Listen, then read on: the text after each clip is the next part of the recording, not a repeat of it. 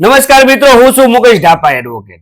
મિત્રો, ઘણી વખત મને આવા પ્રશ્નો આવે અને મારી પાસે આવા કેસ પણ આવે છે કે કોઈ વ્યક્તિ કોઈ પાસેથી પૈસા ઉછીના લે અથવા તો આપે અને એ વ્યક્તિ સામે ચેક આપતા નથી, કોઈ લખાણ આપતા નથી, કોઈ પ્રોમિસરી નોટ લખીને લેતા નથી, કોઈ નોટરીનું લખાણ કરતા નથી અને એ વ્યક્તિ વાયદા ઉપર વાયદા આપે અને તમારા પૈસા પાછા ન આપે તો શું આ પૈસા પાછા લેવા માટે કોઈ કાયદાની અંદર આવું પ્રોવિઝન છે?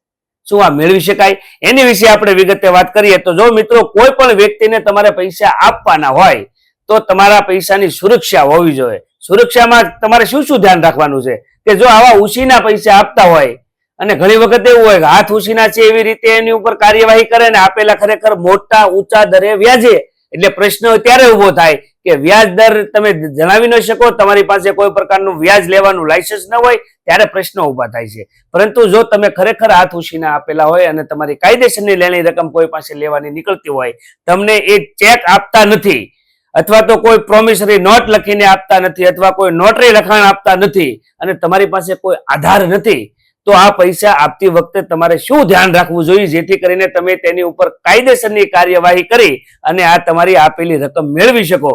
તો હું તમને વિગતવાર સમજાવું કે જો આવી કોઈ રકમ હાથ ઉછીની કોઈને આપવાની હોય ને તો આ આપતી વખતે મુખ્ય તત્વે એમને છે ને બેંકમાં આપો, ગૂગલ પે થી, યુપીઆઈ થી આપો, એટલે કે તમારી બેંકની અંદર એક એવું રેકર્ડ રહે કે તમે એમને આ પૈસા આપ્યા છે. ત્યારબાદ તમારે શું કે એમને પૈસા આપ્યા છે એ બાબતે તમારે એની સાથે વાત થઈ હોય, એ સ્વીકારતા હોય એવું કોઈ કોલ રેકોર્ડિંગ્સ હોય, તમારે એમની સાથે ફોનની અંદર વોટ્સઅપની અંદર કોઈ વાતચીત થઈ હોય અને વાયદાઓ આપતા હોય એના કોઈ સ્ક્રીનશોટ હોય, એમને પૈસા આપતી વખતે તમારા કોઈ અંગત મિત્રો, બંનેના મિત્રો હોય એવો કોઈ સાક્ષી હોય, આ બધા પુરાવા તમારા માટે ખૂબ મહત્વના છે. હવે થાય કેવું કે સામાન્ય રીતે તમે આવી અરજી પોલીસ સ્ટેશનમાં આપો તો એ ફરિયાદ પોલીસ વાળા લેતા નથી. હવે એક મારે મહત્વની ખૂબ વાત કરવી છે. મહત્વની એટલા માટે છે કે કોઈ વ્યક્તિને પૈસા તમે આપ્યા હોય તો તમે જ્યારે માગો ત્યારે કેટલો સમય થયો છે ને એ ખૂબ મહત્વનું છે. કાયદો એવું કહે છે મિત્રો કે કોઈ વ્યક્તિને તમે પૈસા આપેલા હોય, હાથ ઉછીના આપેલા હોય કે કોઈ પણ રીતે, એ પૈસા જો તમે સતત 3 વર્ષ સુધી માગણી કરતા નથી, 3 વર્ષ સુધી, અને ત્યારબાદ તમે કોઈ પણ પ્રકારની કાર્યવાહી કરો તો કાયદો એવું માને છે કે આ પૈસા એને મળવા પાત્ર નથી.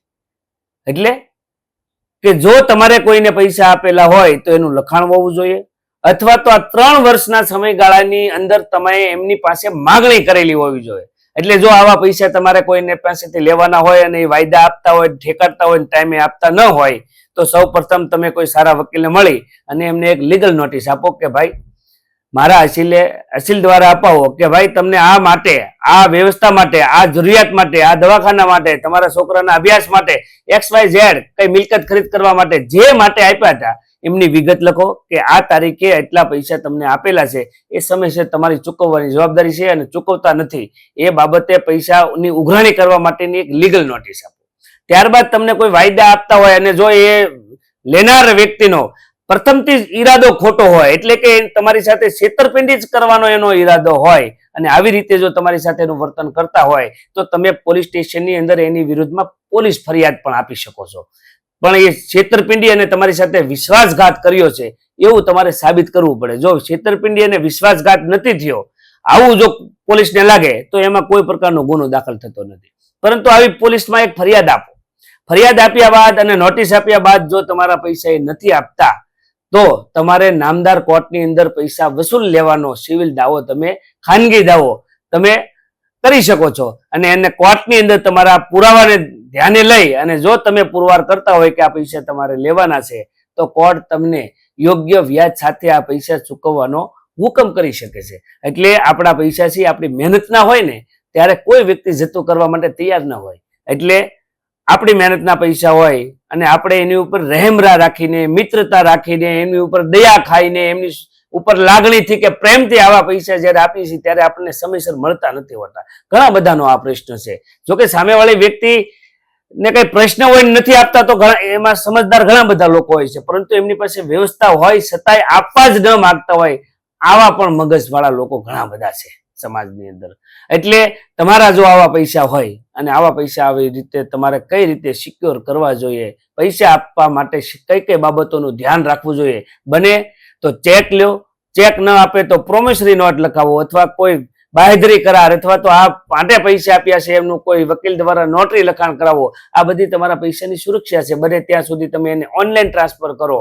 એટલે આવા બધા ઘણા બધા પ્રશ્નો માર્કેટની અંદર છે. ઘણા બધા લોકો સંબંધને કારણે ફરિયાદો નથી કરતા, આવું પણ બનતું હોય છે. એટલે મને એક બે મિત્રોએ કોમેન્ટમાં પણ કીધું છે કે કોઈ પૈસા આપણા લઈ જઈને આપે નહીં તો શું કરવું, એની વિશે મને વિડીયો બનાવવાની વાત મારા સુધી પહોંચી હતી. એટલે આજની વિગત મેં આપ સમક્ષ મૂકી છે. તેમ છતાં તમને આ બાબતે કોઈ પ્રશ્ન મૂંઝવતો હોય તો તમે નીચે કોમેન્ટ કરી શકો છો. એમનો જવાબ આપવાનો ચોક્કસ પ્રયત્ન કરીશ. ધન્યવાદ.